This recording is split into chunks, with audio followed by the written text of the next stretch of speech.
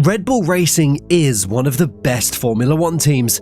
They made a name for themselves since their beginning in 2005. With 6 Constructor Championships and 8 Drivers' Championships, they are an absolute top team. But there is a dark side to them. Every driver is under immense pressure, and you won't get time to improve. You have to be good, score points, and provide value from the start. And if that's not the case, you're out. And while we all know names like Daniil Kvyat, Alexander Albon, or recently Liam Lawson, it's Christian Klien who was the first victim of Red Bull Racing. While his exit wasn't as bad as others, he did experience exactly what driving for the Austrian team means. In 2005, Christian Klien and Vitantonio Luizzi were on an awkward 4-race rotation system. It was a pre-planned arrangement to test both drivers. They both teamed up with David Coulthard, who was the experienced driver. It was Klien who won the internal battle, as Red Bull realized it wasn't beneficial for both of them. He finished the 2005 season with 2-point finishes, and an impressive performance in China sealed the deal for the 2006 season. He started strong with 2 top 10 finishes, scored his first points of the season in Bahrain. But it wasn't enough. He didn't perform enough, especially as David Coulthard achieved the first podium for Red Bull. They announced his departure for the 2007 season as they signed Mark Webber. The Austrian team offered him a seat in Champ Car at a team they sponsored. Here, it all went wrong. Christian Klien publicly refused the offer on Austrian television, and a man hated by many was angry. Helmut Marko told him it was over, and he was dropped 3 races before season's end. Klien later confirmed it was a mistake to deny the offer in public. The Austrian was a reserve driver for multiple teams, returned to the grid in 2010 with HRT, but never had that breakthrough season he hoped for. He's the first driver who experienced a mid-season driver change from Red Bull Racing. I hear you thinking, that wasn't harsh. It might have been awkward, but Red Bull have done worse things. Well, cue Scott Speed, the first American since Michael Andretti in 1993 to race Formula One. He won the Red Bull Search program in 2003 and made his debut in 2006 at Toro Rosso, the junior team. But the American struggled. He didn't score a point in 2006, nor did he score any in 2007, and after 28 races, it was time for him to go. Toro Rosso was a junior team on a small budget. Everything, including the drivers, needed to be justified. Furthermore, a young German kid of 19 was on loan at BMW Sauber as test and reserve driver. The kid made his debut and scored points in his first race. They agreed to release him of his duties so that he could return to Toro Rosso. His name, Sebastian Vettel. It was that young German who replaced the American, Scott Speed. His lack of points, underwhelming results, and his motivation played a part in this. He admitted that it was hard for him to drive at the back of the field. But that isn't the real reason he got dropped. A crash at the Nürburgring Grand Prix and his disagreement with his team boss, Franz Tost, was. He was disrespectful to him, had a little altercation, and he was replaced for the next weekend. Speed was the first driver who suddenly got dropped by Red Bull Racing.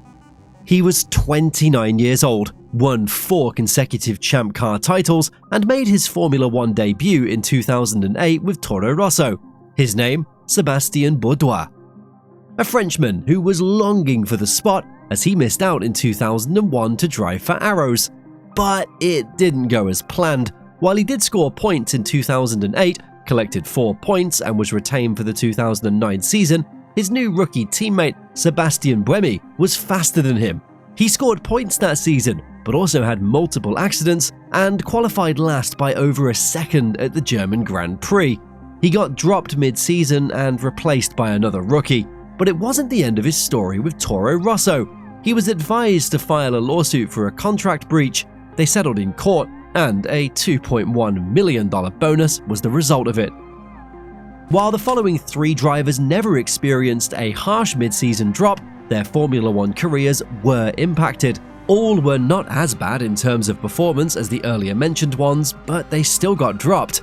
Let's start with Sébastien Buemi, the first Swiss driver since 1995. He scored points on his debut race and several points finishes over his 3-season-long career. He outperformed his teammates quite often, but was never promoted to Red Bull's senior team. But at the end of 2001, Red Bull didn't see any further potential in him. Marco said that they needed winners. He remained their reserve and test driver, and even got a shot to come back in 2018. He declined because he had a good contract in Formula E, a series he won 2 times. Buemi was one of the best drivers Red Bull dropped. He didn't understand it at the time, but he accepted it. His former teammate, Alguersuari, expressed that Buemi had the potential of becoming a Formula 1 champion, and Red Bull let him slip away. And honestly, I think he would have done well if they'd given him a chance. It was Jaime Alguersuari who replaced the earlier mentioned Bourdais mid-season. He was, at that time, the youngest F1 driver. It was a 2.5-year-long career that ended for him very abruptly. The Spaniard had several strong performances, achieved 31 points, but often struggled with the pace in qualifying. That ended in being dropped at the end of 2011 with a very short phone call. He could have signed with Lotus, but stayed loyal to Red Bull Racing, only for him to be dropped. He never understood it. His results were better, or at least comparable to his replacements. Alguersuari tested for Pirelli, did Formula E, and ended his racing career at the age of 25 to become a DJ. Furthermore, he's known for his outspokenness and the emotional trauma Red Bull gave him. He had nightmares of an angry Helmut Marko. Jean-Éric Vergne is the last one. His story is more of a timing issue.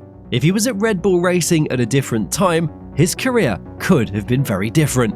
In 2012, he joined Toro Rosso with Daniil Ricciardo. Regular points and outperforming the Australian were all part of his first season. But it wasn't enough. Ricciardo got promoted for the 2014 season, his new teammate Daniil Kvyat for 2015, and that led to the end of his Formula 1 career. Red Bull wanted 2 rookies at Toro Rosso, Carlos Sainz and Max Verstappen. With Ricciardo, Kvyat, Sainz and Verstappen as talents, Vergne was without a seat for 2015. Vergne expected a promotion. He did 3 years at the junior team, and it was a frustrating situation. He's still disappointed by his exit, and they promised him a step up. Later, he joined Formula E and became a 2-time champion in that series. Daniil Kvyat is known as a quick driver, the torpedo, and the man who not only lost his seat, but also his girlfriend to his replacement. Debuted in 2014 with Toro Rosso, becoming the youngest point scorer at the time, and proved he was one of the better rookies. He replaced Sebastian Vettel, outscored Daniil Ricciardo, and became 7th in the World Championship. His 2016 season is where his career declined. He had some struggles, but scored Red Bull's first podium of the year. At his home Grand Prix in Sochi, the nickname Torpedo was born. He collided twice with Sebastian Vettel, caused a multi-car accident, and got criticism all over him. The timing was perfect for the Austrian team. A young, promising talent in their junior team was showing what he was capable of. The Russian Kvyat got replaced by the Dutchman, Max Verstappen, after just 4 races. They demoted him to Toro Rosso to regain his form. They insisted it wasn't a punishment, but a chance to help him. Kvyat struggled to regain his form, was outperformed by Carlos Sainz, and made multiple driver errors. In late 2017, he got replaced mid-season again by Pierre Gasly. But that wasn't the end of his career. A 2018 Ferrari simulator driver job was in the books. He then came back for 2019 and scored a podium at the Hockenheimring, a race I'll always remember because of that rainy afternoon. He did another season in 2020 before being dropped again at the end of the season. Before we go on, we have to highlight the Toro Rosso musical chairs period in 2017, because what on earth was that? They started with Carlos Sainz and Daniil Kvyat, then Kvyat got dropped for Pierre Gasly. Sainz was going to leave for 2018 because he knew he'd never get a shot at Red Bull Racing, but he went early because Joylan Palmer got dropped by Renault. Then they brought back former junior driver Brendan Hartley, something I still can't comprehend. That was an absolute what do we do moment for me. Back to the victims. This time it's Pierre Gasly. Coming off a strong Super Formula season, a mid-season swap into Formula 1 in 2017, and a good 2018 season, he was the one that was going to replace Daniil Ricciardo. and it ended after 12 Grand Prix. The Frenchman got consistently out-qualified by Verstappen, didn't score in his first race, and regularly finished behind the Dutchman, sometimes even a lap down. The pressure was building, and his lack of Formula One experience with only one full season, well, it was showing. It didn't help that he wanted to go his own way, didn't take Verstappen's setup but tried to figure it out himself. He never got into a rhythm, and that ultimately led to him spiraling downwards. While his results weren't too bad, he got replaced from the Belgian Grand Prix. And that leads us to the next guy, dropped from the Red Bull Juniors program, but called back after Gasly moved to Red Bull. They had nobody for the seat, and it was Alexander Albon who signed. He had a good 29 season with Toro Rosso, with 5-point finishes in 12 races. The young Thai showed that he had the speed, and that led to him stepping up to Red Bull Racing. It was a gamble that played out nicely for him. In 9 Grand Prix, he only finished outside the points one time. He showed consistency, and that is what Red Bull wants. Alexander Albon earned himself a 2020 Red Bull Racing race seat, and his career looked all good from there. But as with every driver in a Red Bull car, it went sideways. The 2020 car was a monster, difficult to drive, and he was half a second slower than Verstappen on average. He did score 2 third-place finishes, but he lost his consistency and his struggles impacted him. The Thai got replaced for the 2021 season. He ended up without a race seat before moving on to Williams. For me, this was one of the hardest replacements. I think if they gave him more time, he could achieve great things. Debuted because Albon had appendicitis, a former Formula E champion and a driver that showed his skills in Formula 2. It was Nyck de Vries who became the next Red Bull victim. He scored points in 2022 in his first Formula 1 race. It earned him a race seat with AlphaTauri. It was rumoured he could also sign with Williams, but Red Bull is always more interesting. I think he regrets that decision. From the start, it was clear he was struggling, consistently outperformed by Yuki Tsunoda, no points in 10 races, and involved in several accidents and crashes on his own. They had high expectations due to his experience. Helmut Marko called it his biggest mistake, and de Vries was replaced by Daniil Ricciardo after 10 Grand Prix. He left in 2018 to go for a new challenge, got demolished at McLaren, and returned to his former love. It's Daniil Ricciardo who became a victim of his first racing love. The Australian driver returned after being dropped by McLaren at the end of 2022. He was a reserve driver for Red Bull Racing. A standout tyre test at Silverstone made the decision easier. It was rumoured to be a front-row time, something I don't really believe, to be honest. AlphaTauri improved with Ricciardo, and his main goal was to secure his F1 future. He wanted that Red Bull seat of Sergio Perez and one more shot at the front of the grid. He broke his hand in Zandvoort, came back and scored points in Mexico and got extended for 2024. That year was the year of his career. If he wanted that Red Bull seat, he needed to outperform Tsunoda. That never happened. He was struggling with a sporadic glimpse of his old self. It was the Australian that ended on the chopping block. After the Singapore Grand Prix, he got replaced. It was a weird replacement because it came out of nowhere. No messages from the team whatsoever, but that was his wish. He didn't want to make it a thing and just disappear. Max Verstappen's teammate since 2021, called the Minister of Defense and capable of winning a Grand Prix. It's Sergio, or better said, Checo Perez, who was the next victim.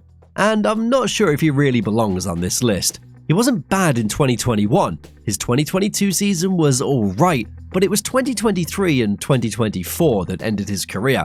But that's not entirely his own fault. He told the team multiple times that the car wasn't drivable.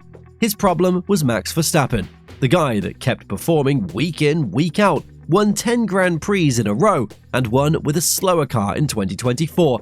As soon as he said the same, they started to listen, and that's why Perez is gone. If they'd have listened earlier, the car might still be the fastest. But because the Dutch wonderkid kept performing, they never changed anything. The issue of Perez is his crashes, and that impacting the budget cap ended his career. A driver people hate nowadays, but Prime Perez was really something special.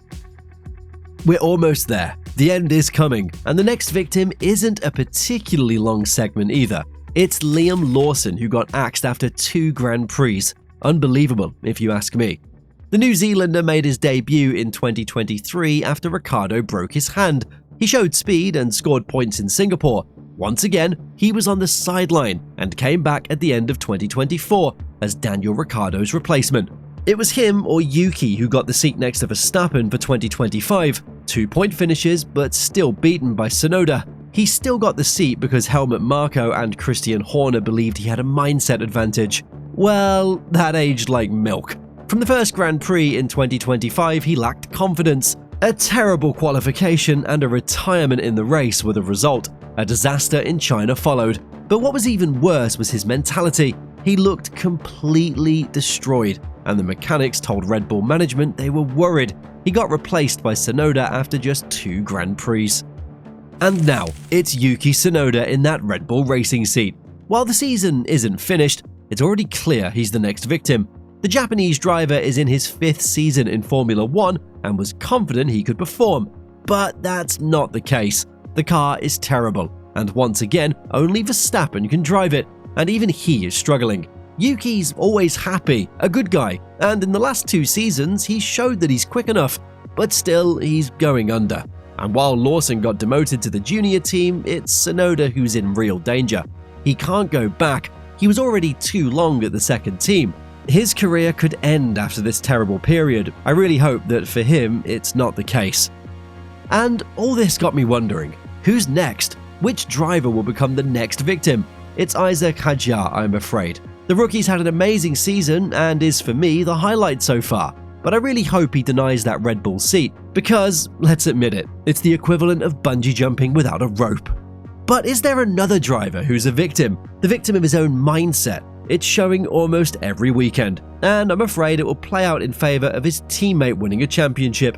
Of course, I'm talking about Lando Norris versus Oscar Piastri.